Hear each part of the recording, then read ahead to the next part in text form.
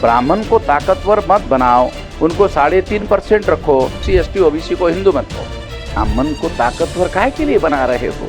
SC/ST OBC को अपने अंदर शामिल करके मजबूत हो जाते हैं, मजबूत होने के बाद अपना पैर मजबूत करते हैं और फिर मुसलमानों के सर पर रखते हैं। देश की राजनीति में क्या अब समाज को बांटने की खुली स्क्रिप्ट लिखी जा रही है?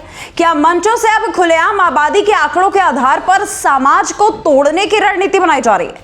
सबसे बड़ा सवाल यह है दोस्तों कि क्या यह लोकतंत्र है या समाज को टुकड़ों में बांटने का एक खतरनाक खेल? यूजीसी को लेकर के उठी आग अब साफ जातियों और धर्म के बीच दिखाई दे रही है।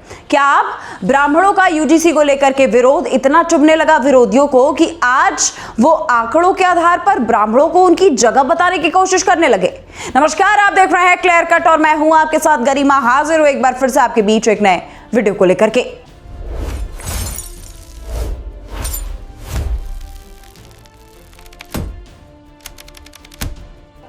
दोस्तों, आज हम बात कर रहे हैं वामन मेश्राम के उस बयान की जिसने एक नई बहस को जन्म दे दिया। लेकिन यह सिर्फ बयान नहीं है, ये एक सोच है, ये एक ऐसी सोच है जो समाज को जोड़ने के बजाय तोड़ने की बात करती है। पहले आप इनका ये बयान सुन लीजिए। मुसलमानों को ब्राह्मणों को कहना चाहिए ब्राह्मण 3.5% है और वो अल्पसंख्यक है। मुसलमानों को कहना चाहिए हम 15% है, हमारे से भी कम ब्राह्मण की संख्या है, हमारे से छोटी संख्या वाले लोग हैं ब्राह्मण, हम 15% है, ब्राह्मण 3.5% है। मुसलमान ऐसा करने के बजाय क्या करते हैं? SC/ST OBC के लोग हिंदू हैं, तो 74.5% को जब मुसलमान संगठित मुसलमान हिंदू कहते हैं तो ब्राह्मणों का फायदा होता है। दोस्तों, वामन मेश्राम अपने बयान में साफ कहते हैं कि मुसलमानों को ब्राह्मण को हिंदू कहने से बचना चाहिए क्योंकि इससे ब्राह्मणों की संख्या बढ़ती है और फिर वही मजबूत होकर के मुसलमानों पर हावी हो जाते हैं। अब जरा रुकिए और सोचिए, क्या यह बयान ब्राह्मण वर्ग के खिलाफ नहीं है? क्या यह सीधे सीधे समाज को विभाजन की राजनीति नहीं लग रहा? और क्या यह संविधान की मूल भावना समानता के खिलाफ नहीं है? मेश्राम आगे कहते हैं कि ब्राह्मण सिर्फ 3.5% है और मुसलमान 15%, इसलिए ब्राह्मणों को मजबूत नहीं होने देना चाहिए। यानी अब राजनीति का आधार क्या होगा? योग्यता नहीं, संविधान नहीं, अधिकार नहीं, बल्कि कौन कितना परसेंट है, ये करेगा तय कि आखिर आपकी इज्जत और आपका अभिमान क्या है। ब्राह्मण को ताकतवर मत बनाओ, उनको 3.5% रखो। 3.5% वाला तो आपके सर पर पैर ही नहीं रख पाएगा क्योंकि आपकी 15% संख्या है।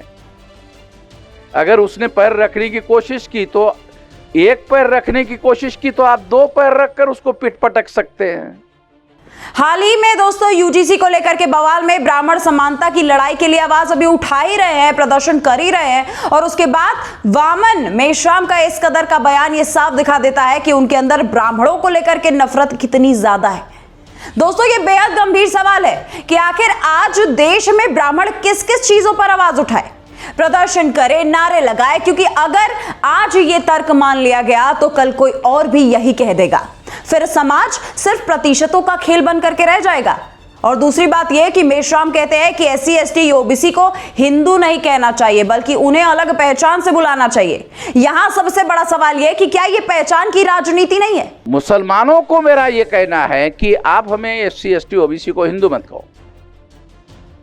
तो कुछ मुसलमानों में क्या कहो? तो हम लोगों को संविधान ने SC/ST OBC कहा तो तुम भी SC/ST OBC कहो। क्या यह वही जय नहीं लगता जिसने देश को पहले भी बांटा था?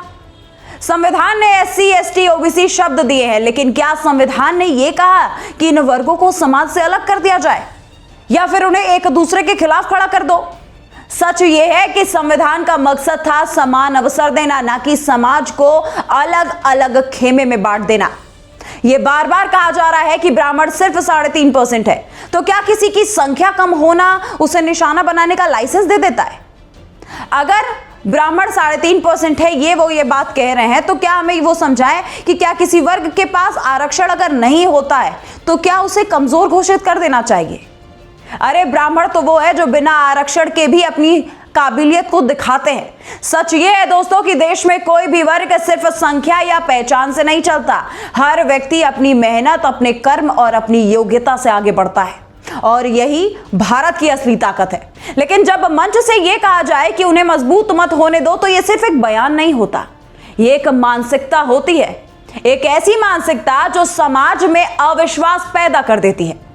दोस्तों, मेश्राम कहते हैं कि मुसलमानों को अपनी रणनीति बदलनी चाहिए और SC ST OBC के साथ मिल करके चलना चाहिए। लेकिन सवाल यहां यह है कि क्या यह गठबंधन समानता के लिए है या किसी के खिलाफ है? क्योंकि अगर कोई भी राजनीति किसी के खिलाफ बन रही है तो वो कभी स्थायी नहीं होगी। और सबसे खतरनाक हिस्सा जानते हैं क्या है?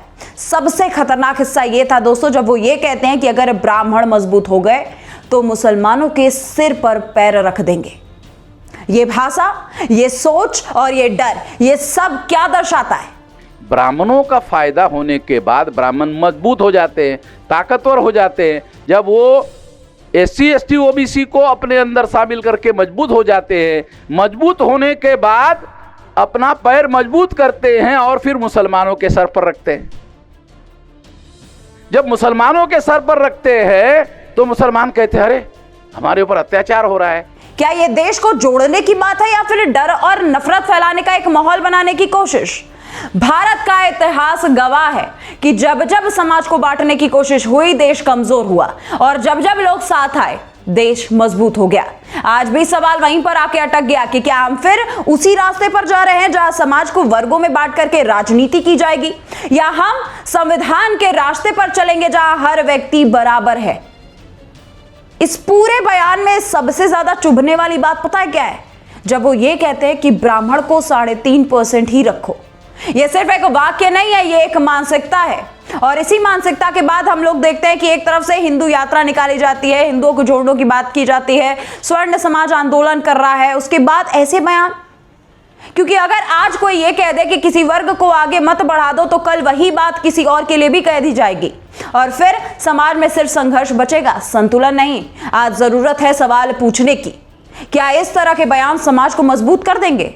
क्या इससे SC ST OBC, ब्राह्मण और मुसलमान, इसमें से किसी का भी भला दिख रहा है आपको, या फिर यह सिर्फ एक नई खाई खोदने का एक काम कर रहा है? सबसे बड़ा सवाल यह है कि क्या इस बयान और इस तरह के बयान देने वालों पर सवाल नहीं उठेगा?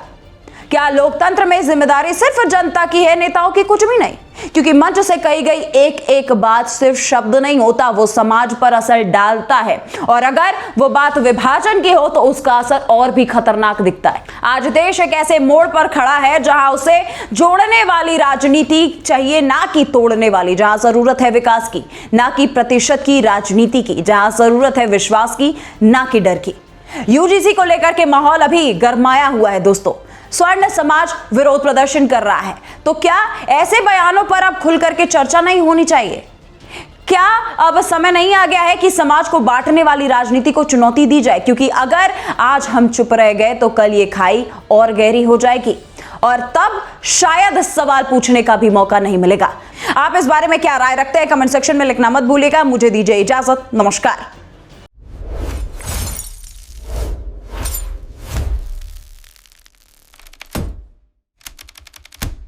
This video is sponsored by Ram Ram Group of Companies, co-sponsored by Nature House and Bhaiya Ji Silver Coated Ilaichi.